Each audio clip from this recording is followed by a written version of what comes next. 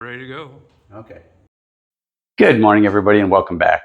Today we're working on this little Homelite blower that has a pretty common problem. It'll only run when you have the choke either halfway or all the way on. And once you turn the choke down or turn the choke off, it won't run at all. It just stalls. So when that happens, that means you probably have a bad diaphragm in the carburetor. So we're going to take this one apart and clean her up and get her running really good. So this will be a nice quick one. It'll be a nice easy fix.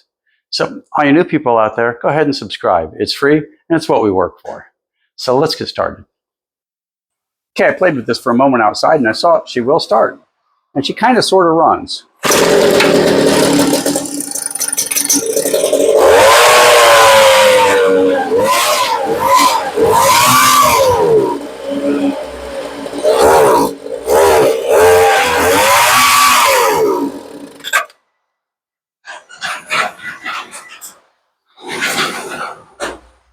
So you see the problem she's got is she only runs when she's choked or partially choked.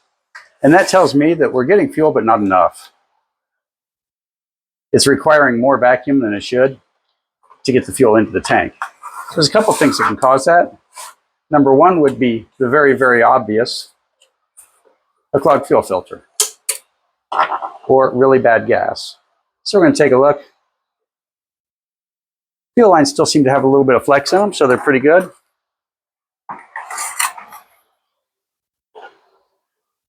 So let's go inside and find the fuel filter.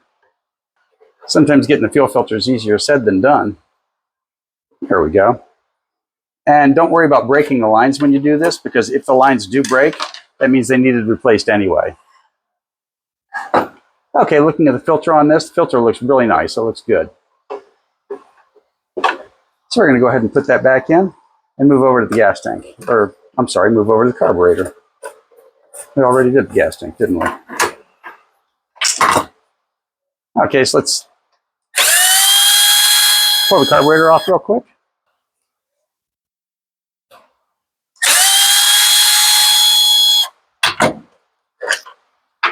There we go. And now, before you take the fuel lines off, make sure the gas cap is loosened up a little bit. And note which fuel line is which. This is the return to the gas tank. This is the pickup that goes to the fuel filter. If you get these backwards, don't lose any sleep over it. It won't hurt the machine to test it backwards. It just won't start. We're going to very gently take the fuel lines off. And like I said, don't worry about hurting the fuel lines, because if they hurt easily, they need replaced anyway.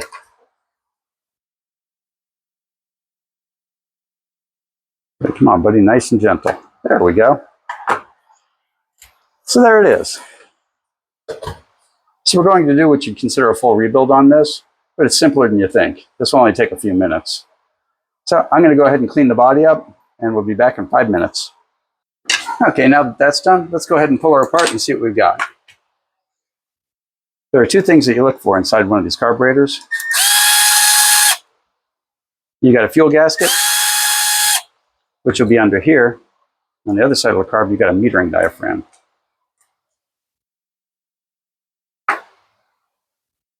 As you can see this little bowl here? That's a problem. And I'm seeing a little bit of dirt inside the carburetor. And because I'm seeing a little bit of that, we're going to go ahead and clean her up. But that's going to be our problem. That will affect how the fuel pumps. It pumps with a negative pressure pulse from the engine. And this means that it won't move as far as it should. So that's probably our guilty party right there. So let's have a look at our metering diaphragm and see what kind of shape she's in.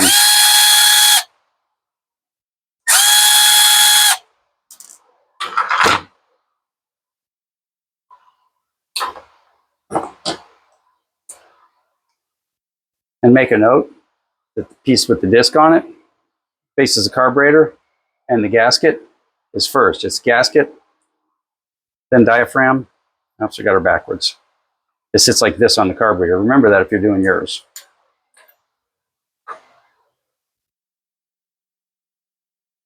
Okay, we'll go ahead and pull the gasket off, see if we can save it.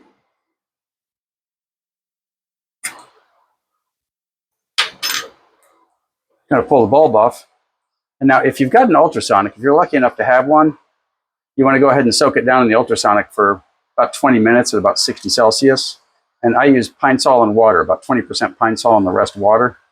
But if you don't have one, get one of those little containers with carb cleaner that you can soak it overnight in, and you'll be fine. I know I say this a lot, but I feel like I want to say it one more time. When you're ordering new parts for your carburetor, keep in mind this is the correct gasket for one version of this carburetor. You can't tell the difference from the outside. So you always want to take your carburetor apart and look at the old gaskets while you're ordering.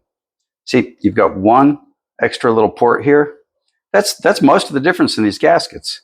But you can see this gasket goes with this one goes with this one, and that would make the difference between starting and not starting. You might rebuild it and then never be able to figure out why it didn't work after you rebuilt it. Okay, let's get her back together. I've gone through and checked everything and made sure everything's flowing in the carburetor. Make sure the little screen's nice and clear and all that. So now we've got this gasket on top. I've actually had people mention they didn't realize they were separate because they always look like this when they come off. They get stuck together forever. So put that there. And then we'll find our little lineup, and you can see the additional little hole right here. And we'll line that up mostly in place. Get a screw in. Up. One more time from the top, and we'll get a screw in. And notice I'm going nice and gentle when I first start the screws. Because if you're using a power tool, you don't want to inadvertently make brand new threads. So I may take my time with it, but it saves time in the long run.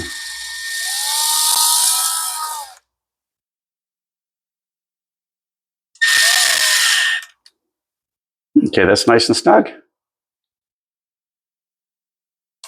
That looks pretty good. And I might make this my new garage blower.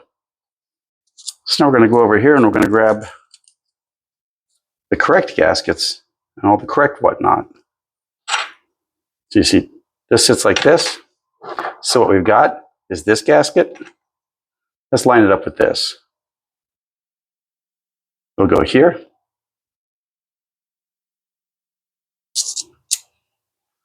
Thick gasket, thin gasket.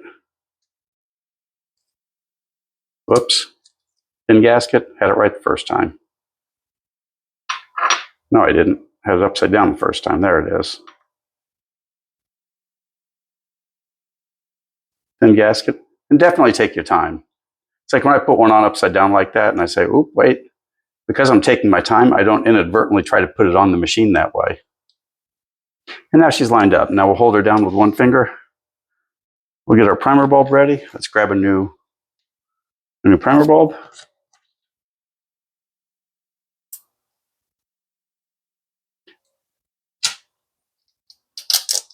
And interesting enough, this ring only goes on one way. If you try to put it on backwards, the holes don't line up.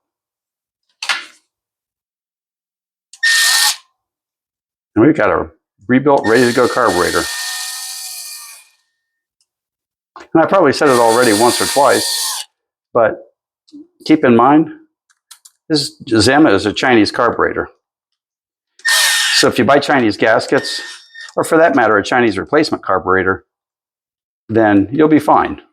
You're not going to be downgrading your machine or anything. But these gaskets, even buying one set of these gaskets only cost me $5 or $6 or something like that, where buying the entire carburetor would have cost you $15.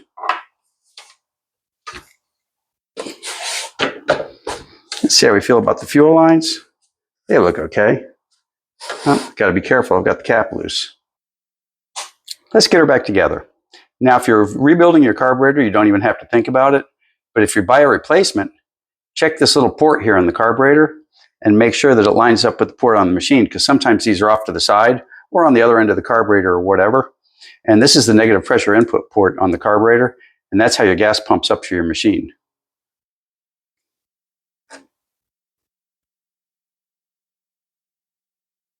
Now, our original gasket's still stuck there, so we don't have to think about that any.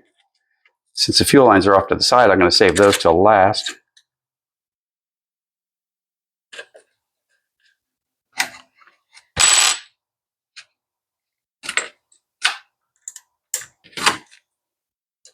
No, too big. Too big? Definitely too big. That's a 25. So we're using a T25 here. I originally grabbed a 27. Snug it up. And remember, don't go crazy tightening these. This is a plastic cover here, and you could force the screws through the cover and tear the carburetor up also, for that matter. Okay, let's get the fuel lines on.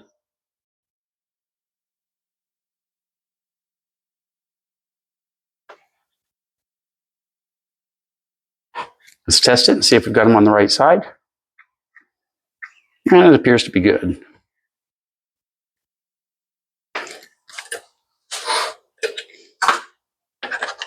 I spilled a little bit of gas on that one. Got the gas cap loose. And you're going to do that occasionally. Okay, like everything, the person who owned this before may have adjusted this carburetor as the gaskets got old, because as they get old and they don't pump quite as hard, you can rich it up a little bit and make it run like it's fine. So we've got the tool, in this case a Pac-Man, but they sell a whole set of these for under 10 bucks on Amazon. But this one holds a Pac-Man. So now what we're going to do is open up the door and take her outside and start her and give her a quick tune.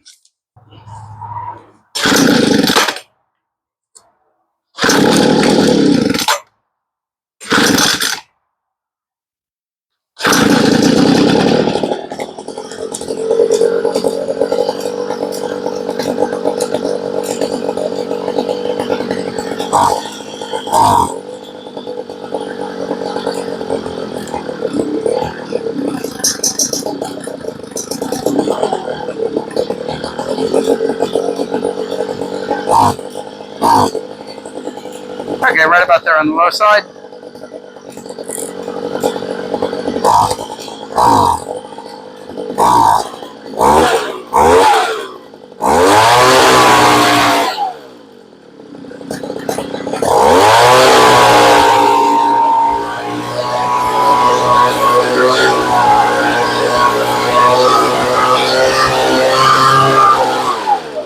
That feels pretty good. Now that one took more than normal amount of tweaking. So you can see we went to the low side and we adjusted it until we got the idle about where we wanted it. And we had the high side almost completely turned off. And then when we turn the high side up, you have to watch, because you'll have gas bleed from the high side when it's idling. So we turn the high side up and then we go back to the low side after we have it revving correctly and just do the little tweak so it still idles just the way we want it. But take your time, go back and forth. Start off with about 1 turn each, or maybe a turn and a half each. I usually go one and a half on the low side and about 3/4 on the high side when I first start, and then go from there, because usually it'll idle fine with the high side turned completely off, but it won't rev at all, as you saw. So all you new people out there, if you made it this far, you might as well subscribe. It really is what we work for. So thanks for watching, and we'll see you next time.